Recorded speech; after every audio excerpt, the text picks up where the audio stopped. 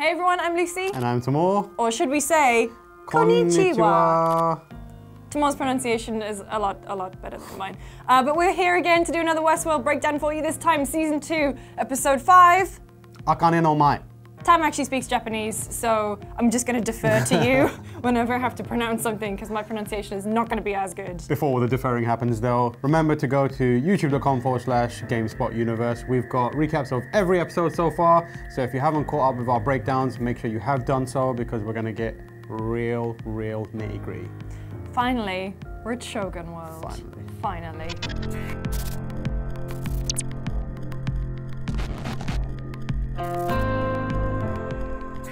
So let's start off as we do every week by dissecting the name of the episode. So, deferring once again to Japanese speaker Tamoor Hussein. Not an English speaker, Tamoor Hussein.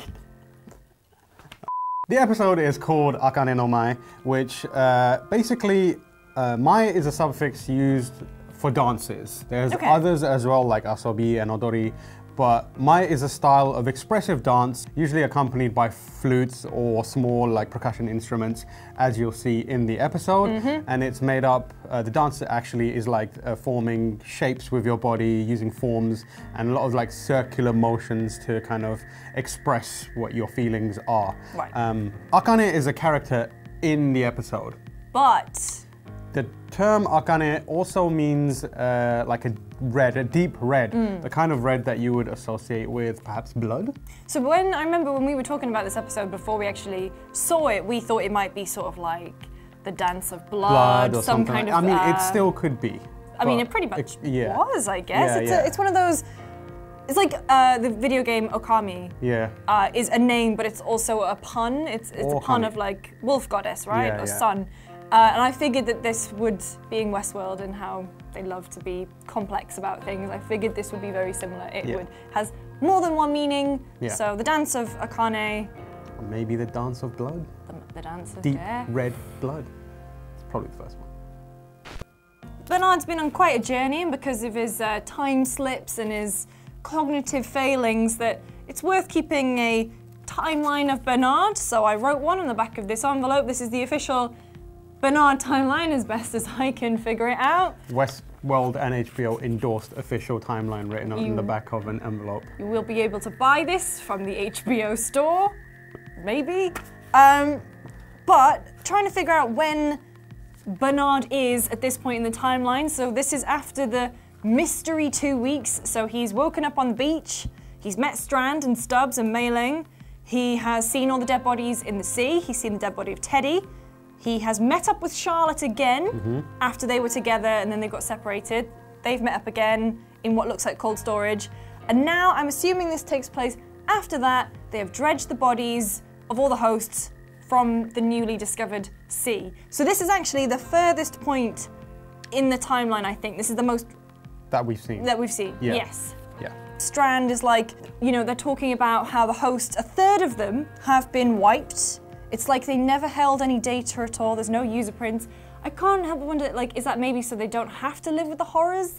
Like, their memories have been truly gone? Yeah. Or is it just so that they can easily, like, I don't know, like it's such a weird thing, because we also have that new, like, central processing unit from the last episode. Yeah, so the brain is officially called the control unit. Yeah, could be someone fiddling with that. Maybe he's just been printing tons of Everlast. Yeah, maybe he's just like, maybe he's just creating a bunch of like vessels. Who knows, to put stuff in later. Like a mindless army who can just do their bidding at the snap of a finger. Yeah. But anyway, so Strand does actually say... It's too soon for finger snaps. I'm sorry. He looks at Bernard and he says, "That's quite a story you gave them, and one hell of an ending. All these disparate threats come together to create this nightmare. If we figure that out, we'll know how the story turns." I have a feeling he's not actually talking about Bernard at this point. I think he's referring to Ford. Yeah. All the threats and stuff, it seems like Ford obviously had his hooks in the park. Yeah. And they wanted to get him out, but they couldn't because of something like this would happen. I think it's Strand realizing this is Ford's last act of defiance. So this could be that he is another contender in Ford's game, like Bill mentioned last week. And then we get Dead Teddy. Dead Teddy once again. So this show's kind of been this episode's been bookended by Dead Teddy. Oh, wow. But we'll talk a little bit more about him when we get to the sadness that was coming.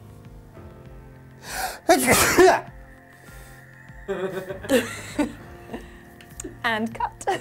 Finally, we're in Shogun World. Everyone is immediately captured, and we have, you know, the whole whole gang. The whole gang is there. They've been waiting. It's an ambush, and then Maeve tries the voice command stuff. Doesn't work. Does not work, and there's a reason why this doesn't work, which we'll get to. But I love the fact that the samurai was like, make sure she doesn't speak again. Gag that one. Which is interesting. Like, did he immediately pick up on what was happening?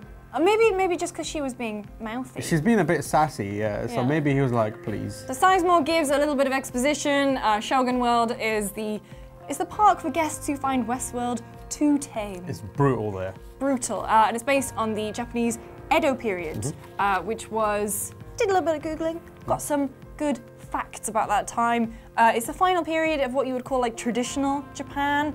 The country was unified. After years of civil unrest, it was unified by the Tokugawa family. The emperor was just a figurehead. He didn't really have any real authority. It was the shogun and his vassals, his military minds, his military numbers that kept everyone in order.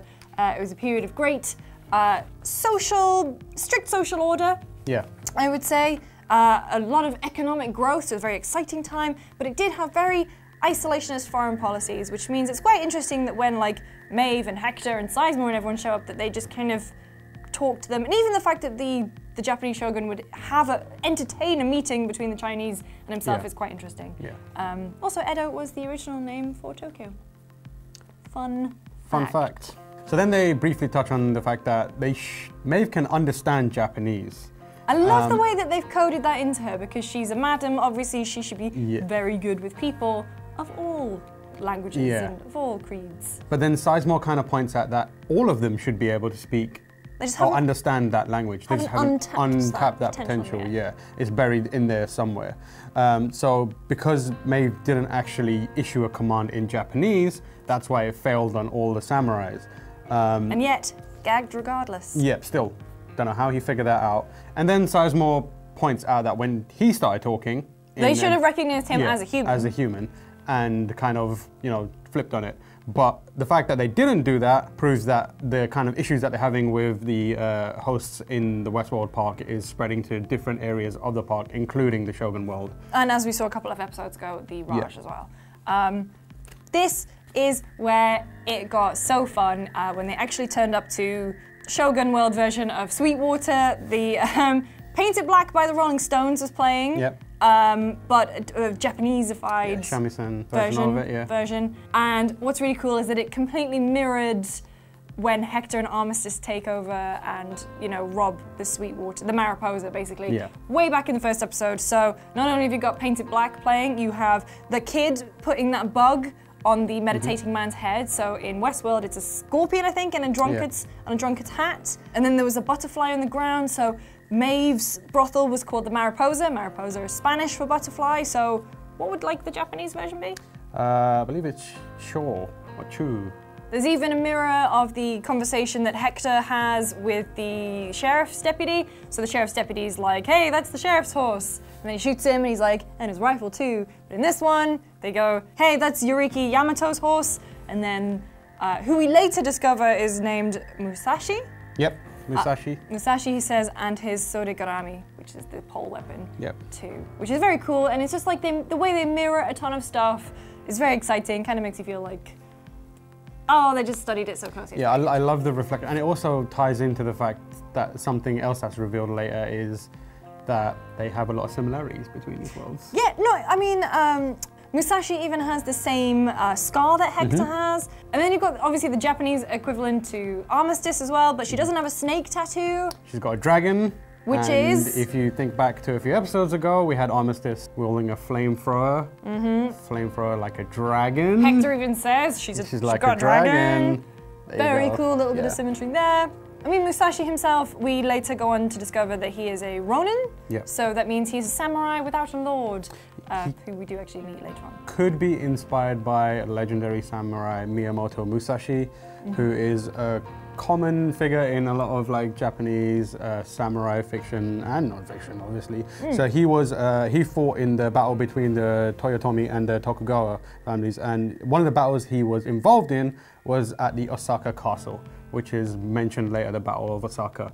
Yes. So although it's likely he's not based on him, the fact that they're using like Miyamoto Musashi as a character to kind of use in the Shogun World park makes sense because he's popular in that kind of fiction in the real world. And I think as well, when Sizemore says, you try writing 300 stories in 3 weeks, not only has he cribbed from Westworld and probably the Raj as well, but he's probably borrowed from the real world. The real world, as well. The robbery continues. They go inside the Japanese Mariposa. The great Japanese Mariposa Hotel. Let's just call it that from now on. And he meets up with a man and he says, I know who you're here to see and how much gold you brought, which is a nice little, if you remember later on in the episode when they pretend to be the Chinese envoy, it's clearly that guy who gets his... Yeah, well, trying to replace him. He does. And then it continues and they basically recreate the conversation that Hector and Maeve have, but with the Japanese Maeve, who is... Akane, who you recognize as being Mako from Pacific Rim. What a film. Which one? The first one. But they even kind of recreate that conversation that Maeve and Hector have where she's like, all the banks and trains around here and you fucking reprobates choose to rob us. She's been practicing that. Yeah, we'll have to hear that every day. It's just that one line. Yeah. One thing I noticed is that Akane wears red like Maeve did in Westworld and Sakura wears blue like Clementine did. Sizemore's been lazy, but the people who make Westworld, the TV show, have paid a lot of attention to kind of that reflection and I appreciate it very much. I see you. And also, we touched on this at the beginning of our episode, but Akane is deep red in Japanese. Maeve means she who intoxicates. So both of them have very, very fitting names. So outside, the battle is popping off, and we have some more of that reflection where they roll out the weapons in the same way they do before the heist in Westworld. And people start getting got, and eventually Armistice lends a helping hand to her Japanese equivalent and is like, behind you! And a connection is formed, a weird, fun connection. So then Japanese Armistice, who, did they mention her name? I can't remember. I don't think they do. But Japanese Armistice basically is like, I'm gonna free you, don't make me regret this. And effectively says, even a snake can become a dragon. Just needs to grow some wings, mate. Yeah, and get a flamethrower. Musashi moves Akane out of the way, just like Hector moved Maeve out of the way so that the safe can drop down from the balcony. And when you see this story play out in Westworld, the bandits, they want to take Clementine away from her, and it's Maeve who ends up saving her by shooting him in the head. But in this one, Maeve does save her again. Well, she saves Sakura, but not by shooting the guy in the head, by shooting in the air. So it's a very slight difference, maybe indicative of the fact that she has choice now, or maybe just because she doesn't really want to get in that much trouble with them if she can't control them. And also, you know, at the end, she's like, we're not going to solve this by fighting, let's talk. In Japanese this time. Back in Westworld, we're not seeing a battle, we're seeing the aftermath of a battle. We're back in Sweetwater and it is not a good time there. Some people have managed to avoid the bloodshed. The dealer just gonna keep on dealing. He's still sitting there, chipping it away. And while they're there, they see the train. So the train is what they mention is that the train is the thing that keeps bringing Teddy back again and again because the start of his loop is him on the train. Train is busted though. It's like Central Line London train bad right now. So like Delores is like, fix it up, fix what's broken, strip it for speed. Yeah, because they're gonna go find Papa Abernathy, but how does she know where he is? Yeah, that's interesting. Inside the Sweetwater Tavern Bar, whatever it's called. The Mariposa. The Mariposa. The Westworld Mariposa. The Great Westworld Mariposa Hotel. We have Clementine and Clementine. And there's a lot of freaking out happening there. So what's interesting is when you're in Shogun World and doppelbots, as they say. Officially the name. Official term. Not the strongest moment of writing for the Westworld stuff there. Doppelbot. When they met, they had very different... so when Hector met Musashi, he was, you know, very angry and very suspicious of him. When Armistice met Japanese Armistice, she fell in love with her straight away. And when Maeve met Akane, they found this mutual respect. When old Clementine and new Clementine meet, well, old Clementine is basically still very... Well, we know that Ford used her in the last season. Ford was the one who kind of made her his pawn, and that's still very much the case, as we've seen. She gets people where they need to be. And poor new Clementine just seems like she might have escaped all of the bloodshed around her, but she's still desperately trying to cling to her loop. So it's just quite sad. And the bit where she's mouthing along. Yeah, mouthing along. That was such a like unsettling moment. It's like almost like an out-of-body experience for her. So you can see her kind of reconciling what's happening in front of her. That could be her moment of like awakening, where she sees, oh, I'm just I'm nothing. Like, I was just replaced by this person who's doing exactly what I would do. Back in Shogun World, and we hear the Shogun World version of the Sweetwater theme, which I'm mad. I know we say this every week. Still waiting for that soundtrack. Still very excited for the full like it's soundtrack. hot. So you know, they're still on at Sizemore for saying you plagiarized our stories, our identities, and he says, well, and you know, they're wondering, can they trust Akane? And he's like, I knew he was going to say this, by the way, and you could just kind of feel this coming. He was like, can you trust yourself? Just in case it wasn't clear that they're the same person. Can you trust yourself? Really driving it home with all the subtlety that Sizemore has. But you know, this is when Hector's getting really uppity about Musashi, and it's really untrusting of him. For the record, I'm Team Musashi, obviously. He's way cooler. Oh, I don't know if I could pick between them. They're both super cool. So then the Shogun's emissary comes and asks specifically for Sakura, and he wants to buy her permanently. Yeah. And Sizemore reveals that this story is called The Army of Blood, which is very kind of thematically, you know, Dance of Blood, Army of Blood. Akane red, deep red. All a lot of blood and red together. happening in this one. Akane has no choice but to give her up. That's how the story's supposed to go. Except now, she just stabs him in the eye. Right in the eye. So Maeve is like, you know, she's a mother. She's doing this. Yeah. She had a choice after all. So it's a kind of mutual respect moment for them because Maeve would absolutely have done the same thing. And then Musashi's like, what is going on in here? And Akane's like, no, we're getting out of here. I'm going to protect her. I'm going to hire myself a Ronin, which is very cool. And very similar to the way that Maeve was working with Hector to escape from not only Sweetwater, but Westworld in general back in season 1. A lot of parallels. Don't know if you've noticed. It's not only Tamoor here who can speak Japanese. Hello. It's your boy Sizemore. He also can. I guess that's quite cool, actually. Yeah, it's pretty good. It's a little secret thing that comes, I didn't expect him to be able to speak Japanese. He suggests a way out for all of them to go to Snow Lake.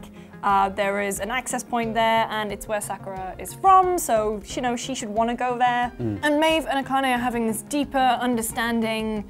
Maeve understands, you know, just how intensely Akane cares for Sakura, and she realizes that, you know, this isn't just a thing that's been programmed into them. These are real feelings, and they are going to help.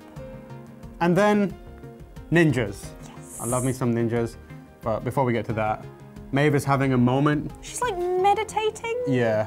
And what happens, it kind of feels like, the way that they're doing it in the show, it looks sort of like Bernard's time slips. Well, what I think it is she's maybe projecting to Akane and Sakura, and you know, they're talking about, it looks like she's consoling her about, don't worry, we'll get you out of this. And they have their hair pieces in their pins, and one of them is a big, long, sharp one. And it feels like maybe, now that you know what happens at the end of the episode, it feels like Maeve is maybe trying to, you know, when you're a kid and you're like, if I think hard enough, maybe something will happen. Yeah. I can do it by magic. She's maybe trying to get Akane to do that later. She's basically planting the seed of that idea in her mind. Yeah, it's also like her figuring out what things mean to her as a person beyond just being a android robot thing. It's like this moment of, like, I've unlocked empathy and selflessness. It's that moment where she sees herself in another person's like, this is something that I want to fight for, and she's like almost kind of like putting those pieces together in that moment. But then ninjas. So then there's a scuffle. Big scuffle. Big scuffle. There's a lot of swords, a lot of shurikens. I don't remember if there's any shurikens actually. I don't think there are. I might have made that up. Desperate. They're desperately trying to gag Maeve again, almost as if they know that she's gonna try and say something to make I them don't know stop. how they figure that out. I don't know either. Maybe it's like, you know how they can tell if you're a human? Yeah. Maybe they can tell that she's something else. Yeah, because it's not until later on in that fight where obviously Maeve is pinned against the corner. She unlocks special ability. I kept writing, she's reached a higher plane. Experience tranquility. So then she basically gains the ability to just make people do whatever without verbalizing any sort of command. And that guy impales himself in the eye on an arrow. Eye, the window to the soul. Yep. That window is broken now. Thoroughly shattered. But the immediate response from one person is to go, witch, and then run off. Yes. So at that point, it makes sense why everything else, every other kind of strategy they use to avoid hearing Maeve, is employed because someone's told them they have a witch. But up until that point, I'm not sure about that. Who knows what's going on here. And then the Shogun's men, armed men, certainly the army, come into town, which they're not supposed to. And Maeve says, can you give us a distraction? We're going to get out of here.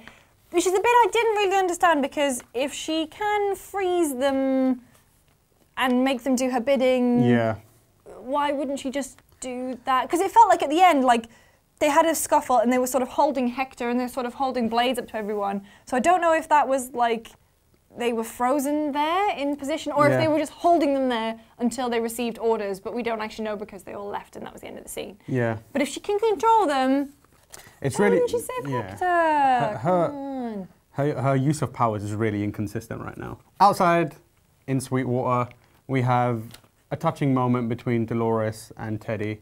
Well, first of all, one thing I noticed is she got shot by, when Charlotte and that Delos troop was leaving, she got shot in the arm.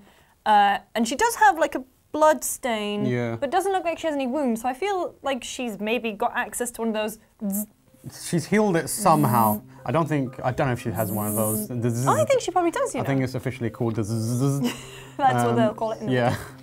But no, she's missing that. But then back to the touching moment. Yeah, so they basically are walking around in an area where they would frequent when they were just free from all, when they were on their loops and free from all the let's be really free and ascended minds and all that business. Well, it's like, so as Bill / Man in Black is revisiting his previous journey through the maze, Delores is kind of visiting the loop. She makes them go to Sweetwater. I am quite amazed that they didn't go to the ranch. But maybe that was just too far out. But they do go to this tree where they would... Yeah, they go there, and like Teddy takes the moment to try and talk some sense into her. Try and get her back on a loop. Yeah, because their loop would go, like, what if we went away together? And then he says someday. So he tries to change the conversation by saying, but what if someday was today? So he's like, there's a fight coming and we should take this opportunity to just live the life that we wanted to live. But Delores is like... Dolores just responds in the most savage, unnecessary way possible. What's interesting, so she's like, did I ever tell you about the year that we almost lost the herd? If you open your heart to a lady and she responds by talking about dead herds of cows, wrap it up. Like, just give up. So she mentions blue tongue, which is actually what Papa Abernathy tried to warn her about when they met in Fort Forlorn Hope. He was like, Delores, the calves in the field, I'm worried there's blue tongue spreading all through these parts. So it kind of feels like that planted the seed of thought in her mind that Teddy was going to be a weak calf. But she's, she asked Teddy, like, what would you do if this thing was spreading? And Teddy was like, well, I'd house them, I'd keep them safe. I'm a very nice boy. And she's like, yeah, but we set them all on fire. It's basically like, I'll bear this in mind. This is going towards your final judgment. That was brutal. I'll think about what you said, and then like walk off. If you open your heart to a woman and she says, I'll think about what you said, wrap it up. In the aftermath of the battle, we have Maeve and Sizemore chatting it up. And once again, Sizemore is doing his best to try and reconcile all the madness around him. He's just like, why is this happening? And he's like, let's get out of here. No one's watching us right now. We can just make a break for it and get out of this Shogun World. To which Maeve says something very poignant. Yeah, she's like, I'm gonna stick around. And obviously Sizemore objects to this. And she replies by saying, you can't keep doing this, giving us people to love and then being upset when we do it. Which is, again, another moment that shows that she's transcending. But obviously Sizemore's like, it's just fucking code. And he's like, yeah, I saw what you did to that ninja. And she says, I'm finding a new voice. It's very interesting. What kind of voice? It's not even a voice, woman. It's like, you can't even hear it in your head. Anyway, as they're on their journey, they see a lot of dead people who you discover are the Delos, the cavalry, basically. And they have these kind of wicker baskets on their head. I did try and figure out if that was like an Edo period type of torture technique or anything. Not torture! It's actually a thing that monks did. The Komuso would wear a woven straw hat or casa, which completely covered their head like an overturned basket or a kind of woven beehive. The idea was that by wearing such a hat, they removed their ego, which is actually, like, if you think about it, the people who feel like they owned Shogun World, they have ownership over all these people and they don't, and this is a very kind of traditionalist Japanese way of saying, get rid of that ego Yeah. because you do not own us or control us. Check yourself before you wreck yourself. Hat goes on. Pretty much. And also, Sizemore takes the opportunity to have a wee. I want to see the logistics of how he can pull that off so quickly because that is too fast. You can't whip it out that quickly wearing one of those. But he also takes the opportunity to nick a radio while he's there. Yeah. Which I feel... Where did he put that? I want to see the logistics of where that went because you cannot store stuff like that in one of those. They reach the Shogun's camp and they make their way in by pretending to be the Chinese emissary, which is quite cool. And when they're there in front of the Shogun, they give him a gift. Like a Chinese, like a lion. Yeah, gold, solid gold. Solid gold, and they said it's the guardian of the 3 provinces. So 3 provinces, had a Google. At no point did ancient Japan have 3. They always had like 5 or 8 provinces. China, loads of provinces, way more than 3. So maybe it's a thing that like, in the lore of the Delos parks, there's the Raj, Westworld, Shogun World. Yeah. They're the 3 Provinces, maybe. At least certainly they're the 3 provinces that we've seen. Or the Shogun World itself could have been split into 3. Yeah, maybe. Yeah. And the Shogun responds by going, "This is shit," and just rolls it down some stairs and is like, "Nah, I don't like this at all." But yeah, it's weird because then he's like, "Oh, do you not have your sense of humor?" And I was like, it's because obviously it cuts to his ear, which is leaking cortical fluid. So Sizemore realizes that he's not kind of all there. Yeah, Sizemore says he's not awake. Yeah. Which is a very interesting way of putting it. So he's leaking cortical fluid, he's losing it a bit, and everyone else has had their ear burned, melted. Yeah. So that was a very drastic. Like, just give him a thicker helmet. That would have been fine. Just make but they burned it all off. So that's why when Maeve like very cleverly puts a reference to the daimyo into the actual speech that she gives, they don't respond, which kind of like flags with her, and then they realize it's because no one can hear, so she's powerless effectively in that area. And did you see in one of the flags in the background there is like a hexagon cut in half but overlapping, so it kind of looks like an S? Yep. And I was like, that's one of those bloody hexagons again. Symbol watch continues. So it's not just that stupid symbol. There's also just the Westworld W there next to it, which, you know, a bit on the nose. And also it looks like the Metroid Prime logo right at the back there. Oh yeah. Just chucked in for good measure. So at Sweetwater, the train is ready. Angela has determined that they need to make their way to the Mesa, which means I guess that's how they're going to be able to track Abernathy. Dolores says something quite interesting. You know, Teddy's like, come on, let's leave this place. Let's not do this. And she says, would you want me to say yes if I was only going to disappoint you? Which maybe kind of feels like if Teddy answered all of her questions right, but he didn't really mean them, he'd probably disappoint her in the same way. Either way, they go have sex. And not gonna lie, I don't know what I expected from that scene, because, you know, it's been a long time, you've kind of wanted to see them get together. It was very, like, you know the sex scene from the first Mass Effect? Yes, it was. It was. It was 2 3D models bumping together. But it was like the dips to black, zooming out and it was on an ankle. Panning over a body part, you're not quite sure if it's a leg or who it is. Very well, actually. But you know, good that they finally got together. But it also kind of makes Dolores out to be some kind of praying mantis. It was like that whole scene, you could step back and look at it as her being incredibly manipulative. Mate, I was like watching it going, don't do it, Teddy! Yeah, the way she's like presenting herself as vulnerable, what if I disappointed you? And then bam! Bam! Back in the Shogun's camp, and we have a Sakura. very, very distressing scene where Akane finally meets Sakura again, and Akane removes her robe to find that the Shogun has carved an actual Sakura tree into the back of Sakura's back. And then there's like another bonding moment between Akane and Maeve.